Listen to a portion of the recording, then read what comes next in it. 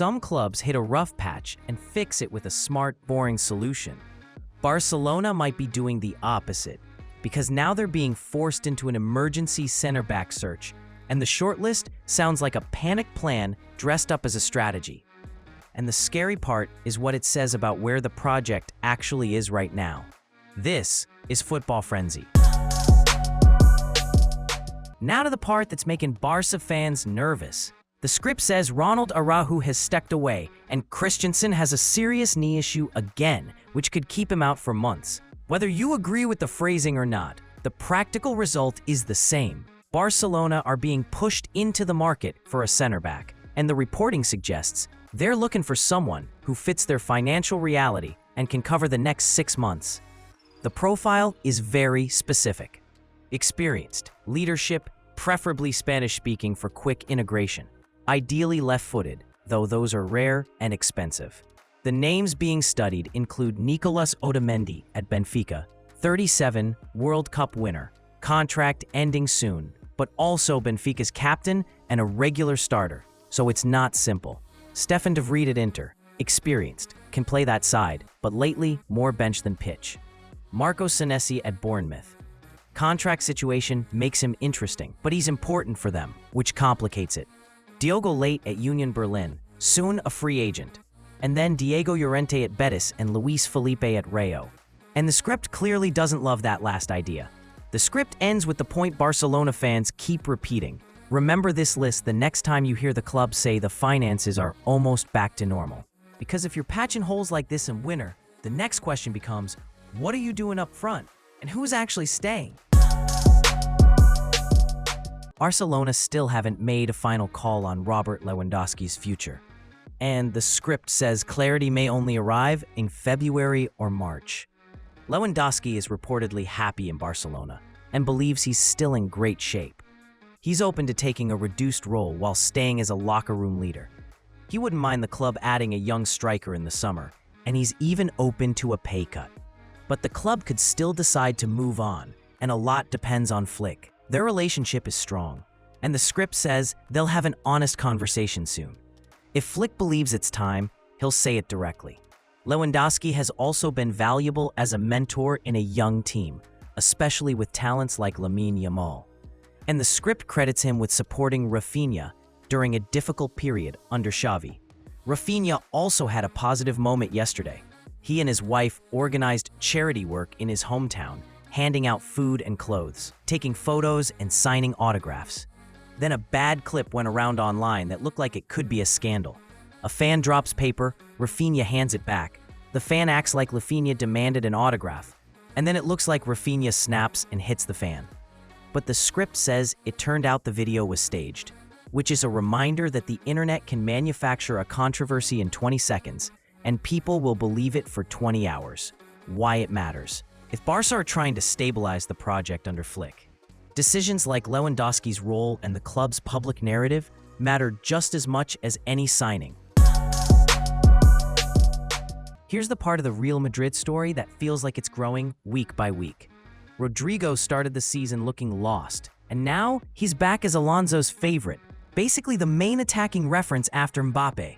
If you're Vinicius, you're not gonna love that shift. Vini had bright matches under Alonso too, but the script says he never earned the same trust. And after being booed by his own fans, he's seriously considering leaving. According to the script's reporting, intermediaries connected to Vinicius have contacted Premier League clubs and offered him to Manchester City, Liverpool, and Chelsea. The obstacles are obvious in each case. City are about to sign Semenyo, so even if Savinho leaves, the wing situation may not be a priority. Liverpool have Cody Gakpo on the left, plus other options, and the script argues their dressing room balance is already delicate. Chelsea could use a world-class left winger, but Maresca is a strict system coach, and Vinicius is the kind of player who wants freedom with the ball. So the script's conclusion is that Saudi Arabia still looks like the most realistic destination, with bookmakers reportedly leaning that way, and City and PSG placed behind. PSG is the interesting tactical fit. Vinicius likes drifting inside and playing centrally at times, and Luis Enrique builds attacks on rotations. If PSG decide they want the biggest possible winger name on the market, this could move fast. Why it matters? If Vinicius actually hits the market, every normal January story instantly becomes small. Manchester United wanted midfield reinforcement in the summer, but the money wasn't really there after heavy spending elsewhere. Now they may not have a choice. The reporting says United's leadership see midfield depth as a serious issue, especially with Bruno Fernandes and Kobbie Mainoo injured. And in Ruben Amorim's system, if you can't progress the ball centrally, your whole game becomes either defensive survival mode or slow, harmless possession. Casemiro and Manuel Ugarte are elite at winning duels and breaking play up, but they're not the profiles you rely on to carry the ball forward, play through pressure, and connect the attack consistently. With that combination, United risk becoming predictable. Either they sit deep or they circulate the ball without actually threatening anyone. There's also the Mason Mount option, but Mount is more of a natural attacking midfielder, and turning him into an 8 full-time can create balance problems. So the message from the reports is that the club want to support Amorim if a sensible deal exists. Not a panic buy, but something flexible, a loan, a permanent move at the right price, or a deal with options attached. And if you're shopping for midfielders, one name keeps floating back up for a reason. One of the more interesting names in the mix is Ruben Neves. He hasn't agreed an extension with Al Hilal, and the reports say he could leave in the summer as a free agent if nothing changes, unless a move happens earlier. Juventus and Inter have been linked, and it's also been said the player would prefer a return to England, with clubs like United and Newcastle mentioned. From Al Hilal's perspective, if this really is the last window to collect a fee, they might be willing to sell at a discount. The figure being floated is around 15 million euros, which is exactly why this story won't go away. Neves is a known Premier League profile. He gives you consistent passing quality, long-range shooting, and elite set pieces. And then there's the Real Madrid angle. The reports claim Xabi Alonso likes Neves as a tempo controller, basically the kind of midfield conductor Madrid have been missing since Toni Kroos left. The Arda Güler solution didn't work in that role because he's more comfortable closer to goal than sitting deep and running the entire rhythm. Neves will pick based on the project and the football, and if Madrid truly step in, that's a pretty strong argument, even if earning a guaranteed starting spot would be difficult.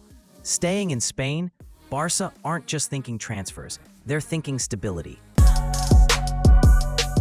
Barcelona are already thinking beyond Hansi Flick's current deal, which runs to summer 2027. When Flick first arrived, the narrative was that he didn't want a long marathon. The idea was a shorter run, then stepping away to focus on family life. But this summer, Barça extended him by another season, and now, according to Cope, the club are considering going even further. In the ideal scenario for the leadership, Flick stays past 2027, and Flick himself is reportedly open to rethinking the original plan. He's happy with the project, especially the work around La Masia, and the family is settled in Barcelona, so the urgency to leave Germany style isn't there. So the new idea being discussed is an extension that could take him to 2028. For Laporta, timing matters too. Flick is popular with the fan base, and securing the coach before the summer would be a political win heading into elections. Atletico are thinking the same way. Lock the identity, keep the constant. Barcelona aren't the only Spanish giant looking at another long-term coaching commitment. Marca report that Atletico are preparing a new deal for Diego Simeone, whose current contract runs to 2027. The club's logic is straightforward. They don't believe they'll find anyone better for their identity. Simeone has kept Atletico competitive at a high level through years of financial imbalance, where they often couldn't match Real or Barça for depth or star power, but still regularly fought at the top of La Liga. For Atletico, Simeone is their stability. He's their one constant. So if Inter or anyone else is dreaming of a romantic reunion with Cholo, the message from this reporting is, don't hold your breath. Now back to the kind of rebuild story that always turns into a sale story. Manchester City are deep into a rebuild after a disappointing season, and this is starting to look like the next phase. The script says City have already refreshed parts of the defense, added midfielders in the summer, and now Antoine Semenyo is close, with the idea that almost nobody doubts he'll end up a City player. But if Semenyo comes in, someone likely has to go out, because Guardiola has never loved bloated squads. He prefers a smaller group where minutes and roles stay clean, and that means one attacker becomes expendable. The name that keeps coming up is Savinho. In the summer, he was close to leaving, with Tottenham reportedly ready to pay close to 80 million euros, and Thomas Frank pushing the deal. City were open, partly because Pep wanted Rodrigo and needed space, but Savinho blocked it because he didn't want to move to a less ambitious project.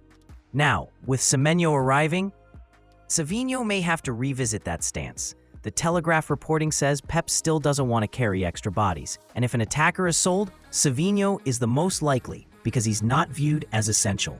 And then there's Omar Marmoush. When City signed him, people questioned the fit because he's often associated with counter-attacking football and direct running, which can look awkward in City's usual structure. But the idea here is that Pep was planning a style shift, and Marmoush was part of that blueprint. He started strong, then lost his starting spot, and has mostly been a bench option lately. The script notes that among City attackers, only Marmoush has played fewer minutes this season than Savinho, but the talent is obvious. For his national team, he still looks sharp, and at City you still see the quality. In almost any other club, he probably starts, and Tottenham would absolutely love that profile. At Real Madrid, it's not a rebuild rumor, it's a hierarchy rumor. Rodrigo is one of those players where the talent is obvious, but you still need the right structure and confidence around him to unlock it consistently. Spanish media say he's a favorite of Florentino Perez, and even when Rodrigo struggles, Perez still wants him on the pitch. Guardiola has also praised him publicly many times, and the script claims Pep would have pushed for Rodrigo in the summer if City had sold Savinho. The contrast the script draws is pretty clear. Rodrigo is calm, professional, works hard without the ball, and his technique is elite. What he doesn't have is Vinicius-level swagger and chaos. But he also doesn't come with the constant side stories. Earlier in the season, he looked like a shadow of himself, and there were rumors Real could sell him in the winter. Then he flipped the narrative with a couple of big performances, and the script says he won over Xabi Alonso. Marca claim Alonso now loves Rodrigo, and that recent matches have convinced him to build more around Rodrigo's strengths. Against Sevilla, Rodrigo created 4 clear-cut chances, and the script says no other Real player has created more than 2 big chances in a single match this season. So now Rodrigo is back in the 11, and Alonso is reportedly looking to reshape Real's attack, so Rodrigo receives the ball near the box constantly, sometimes even more often than Mbappe. The idea is to avoid that slow, side-to-side possession when opponents sit deep, and instead give the most creative technician the keys closer to goal. Rodrigo suddenly has Perez, Alonso, and Pep in his corner, which is a pretty rare trio of admirers. The interesting question is what exactly in Rodrigo's game hooks elite decision-makers so hard, even when his form dips. At PSG, it's not admiration. It's a job being won in real time. Matvei Safonov has had a genuinely strong run. After PSG signed Lucas Chevalier this summer, it looked like the Russian keeper might not have a real pathway. Early in the season, that seemed accurate because Chevalier started every match. Then, the story changed. The script says it became clear the Frenchman wasn't coping. Mistakes piled up, and even though Luis Enrique defended him publicly, that protection didn't last forever. When Chevalier got injured, the staff had to play Safonov, and Matvei took the chance. He played at a high level, posted 2 straight clean sheets, and then delivered the moment. In the FIFA Intercontinental Cup final, Safonov became the penalty shootout hero by saving 4 shots. Unfortunately, the same match brought bad luck too, because he fractured his arm and is expected to miss about a month. Still, that short stretch was enough to change the perception. The script says a major French newspaper named him PSG's best player in December, and based on impact alone, it's hard to argue. Now the competition question returns. Enrique may keep trusting Chevalier because he was his choice, but if that means Safonov loses minutes again, it would be a shame, because this run showed he has both the level and the mentality to matter at a European giant. Now for the Milan section, because their free agent habits are turning into a personality trait. Divock Origi entered football history because of that iconic moment against Barcelona, and somehow he also became a Milan character in the most frustrating way possible. When the Rossoneri signed him on a free, it looked like a clever move. A forward with big game pedigree, no transfer fee, and a chance to steal value. To win the race, Milan gave him a strong contract, reportedly around €4 million net per season, which is the kind of money that normally comes with serious responsibility. Instead, it turned into a nightmare. Origi's last appearance for Milan was back in May 2023, when he got 4 minutes against Juventus. In total, in 36 matches, he scored only 2 goals. Reports said the club were unhappy with his condition, and Milan tried more than once to end the deal early, but each time the talks collapsed because Origi wanted major compensation. For more than a year, he was still officially on Milan's books while not even living in northern Italy, traveling around and still collecting his salary. Whether you blame the player, the contract, the recruitment, or all of it at once, the end result was the same, a dead deal that wouldn't die. Now, it finally has. Milan announced they have terminated Origi's contract by mutual agreement, and he's a free agent. What happens next is a real question. He's only 30, so in theory, he could still land one more solid contract somewhere. But after being out of the picture for this long, and after how this looked from the outside, it's hard to imagine a serious club taking the risk without heavy protection in the deal. And right on cue, Milan still won another famous free agent swing. They didn't bring in Thiago Silva even though Allegri reportedly wanted him. But the Ramos idea has not fully disappeared. According to reports, Sergio Ramos has been offered to Milan through his camp, and the player likes the option. The pitch is simple. Serie A can be a good league for veterans because the tempo can suit experienced defenders. And Ramos would get a real stage to stay relevant with the World Cup in mind. From Milan's side, it also makes sense on paper.